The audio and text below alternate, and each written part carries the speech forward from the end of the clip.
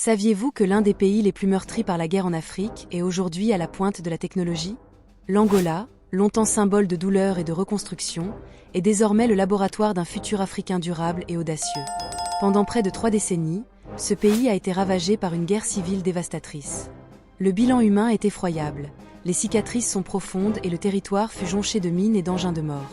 Et pourtant, c'est de ces ruines qu'est née une génération d'innovateurs, d'ingénieurs et d'agriculteurs décidés à transformer la souffrance en solutions radicales et ingénieuses. La sagesse populaire dit que là où la guerre a tout pris, la créativité est la seule chose qu'il reste à exploiter. L'Angola a pris cette vérité au pied de la lettre. Ce n'est pas un simple rattrapage technologique que nous allons vous montrer, mais une véritable réinvention, un modèle inédit de développement post-conflit qui inspire le monde entier.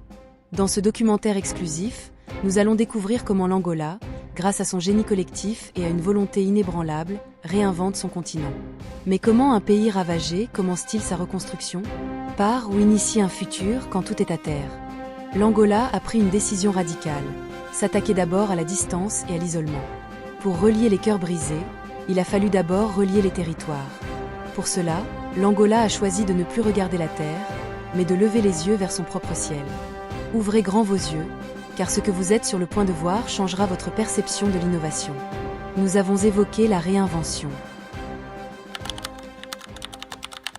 Imaginez un pays grand comme 2 fois la France, avec des villages isolés, des routes à moitié effacées par le temps, et des régions où un médecin met des jours pour atteindre un patient. Face à ces défis, l'Angola a décidé de ne plus attendre l'aide du monde. Elle a lancé AngoSat, son propre satellite, symbole d'indépendance et de fierté nationale. Mais AngoSat n'est pas un simple outil de communication.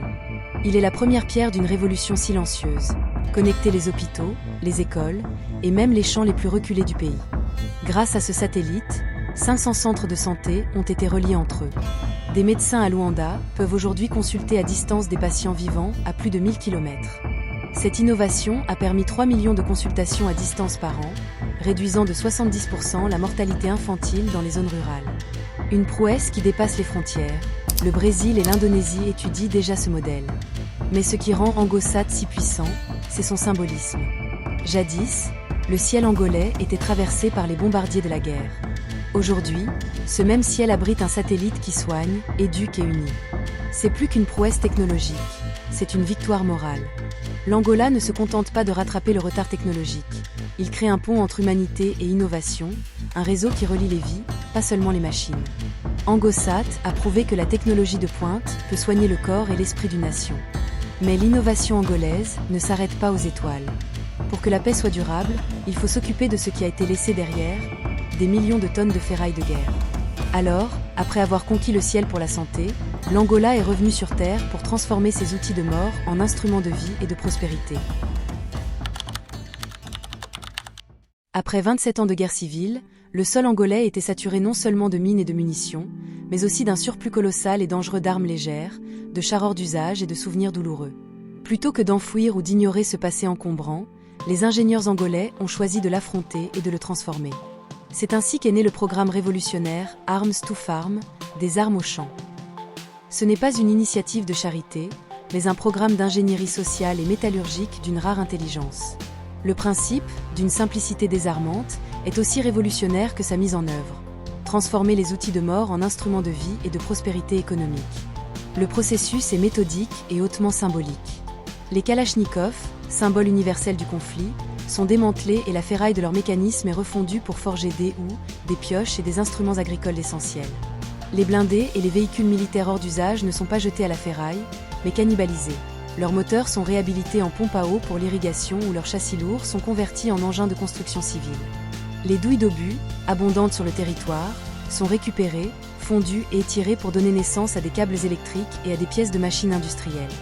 Ce recyclage n'est pas seulement écologique, il est profondément économique et social.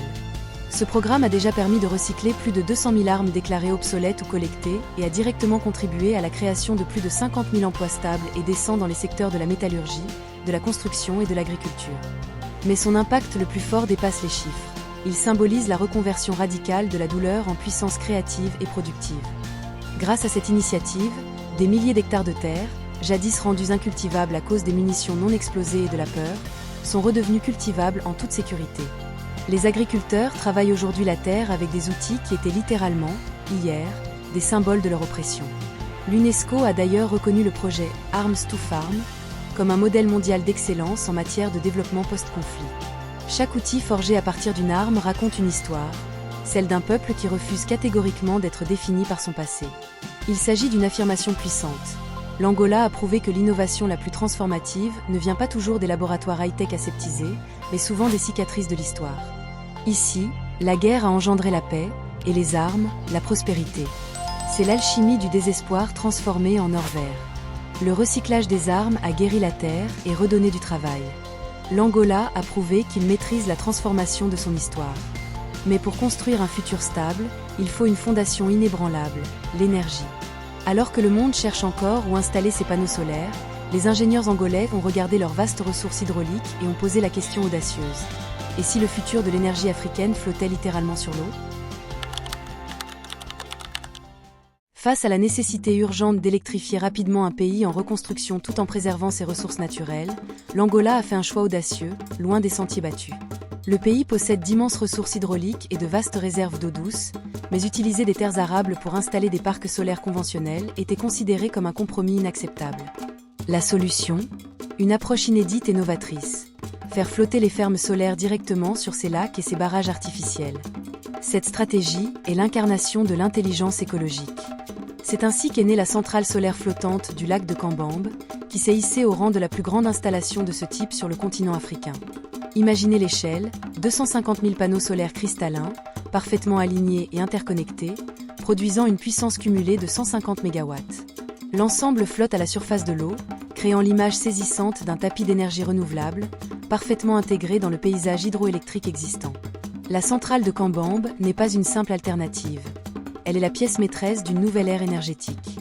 Mais le véritable coup de génie des ingénieurs angolais réside dans la double fonction de cette installation.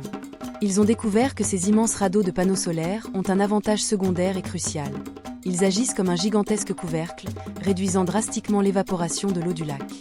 Les estimations actuelles parlent de près de 2 millions de mètres cubes d'eau douce sauvés par an, une ressource vitale dans un climat de plus en plus incertain. De plus, les panneaux créent des zones d'ombre propices à la faune aquatique, permettant aux poissons de prospérer dans un environnement plus stable, prouvant qu'industrie et écologie peuvent coexister. Ce système hybride, qui combine de manière fluide l'hydroélectricité préexistante du barrage avec la nouvelle puissance solaire flottante, est un modèle de synergie. Il alimente aujourd'hui plus de 300 000 foyers angolais et est devenu un phare pour le continent. Soutenu par la Banque africaine de développement, BAD, 6 autres pays africains étudient déjà la réplication du modèle de Kambambe sur leurs propres barrages et réservoirs. L'Angola, encore une fois, transforme ses ressources naturelles en un moteur d'avenir durable. Chaque rayon de soleil, chaque goutte d'eau est convertie en un symbole d'intelligence collective. Ce n'est pas seulement une innovation énergétique, c'est une philosophie écologique en action, un modèle de coexistence harmonieuse entre la technologie de pointe et le respect de la nature. Et si le futur énergétique de l'Afrique ne se trouvait pas dans les déserts brûlants ou les mégalopoles, mais dans les reflets paisibles d'un lac angolais ? L'eau, qui a servi de frontière et de lieu de conflit, est désormais la surface sur laquelle repose l'espoir de millions de personnes. Les cicatrices de la guerre n'ont pas disparu, mais elles ont changé de forme et de fonction. Elles sont devenues les bases solides d'un pays qui a transformé la tragédie en opportunité. L'Angola nous enseigne une leçon universelle et fondamentale. Un pays n'est jamais définitivement défini par sa souffrance, mais uniquement par sa capacité collective et sa volonté farouche à s'en relever. Ce n'est pas un mythe, c'est une réalité documentée. De la médecine spatiale rendue possible par Angosat, au recyclage éthique et productif des armes militaires avec Arms to Farm, jusqu'à l'énergie propre et intelligente flottant sur le lac de Kambambe, ce pays bâtit une Afrique où l'innovation n'est pas perçue comme un luxe importé, mais comme une nécessité vitale, forgée localement pour répondre à des défis spécifiques. L'Angola ne se contente pas de se reconstruire. Il se réinvente, il innove, il prend les devants. Et à travers lui, c'est tout un continent qui ose rêver plus haut, plus fort et plus libre, prouvant que le véritable progrès naît de la résilience. Nous venons de voir comment ce pays a écrit le premier chapitre de son nouveau futur. Si cette histoire vous a profondément inspiré, n'hésitez pas, faites de l'Angola une source d'éducation.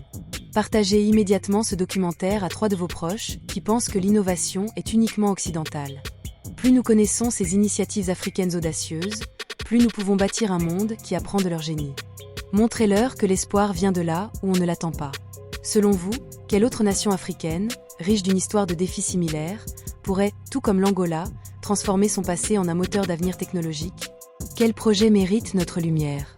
Partagez votre réflexion et vos connaissances en commentaire ci-dessous. Nous lirons tous vos messages. Échangeons sur le futur africain. Alors, rejoignez notre aventure. Abonnez-vous à Globe Explorateur et activez la cloche pour ne manquer aucune de nos analyses profondes et aucun de nos documentaires exclusifs sur ces pays qui inventent concrètement l'avenir, un chapitre, une vidéo, une histoire à la fois.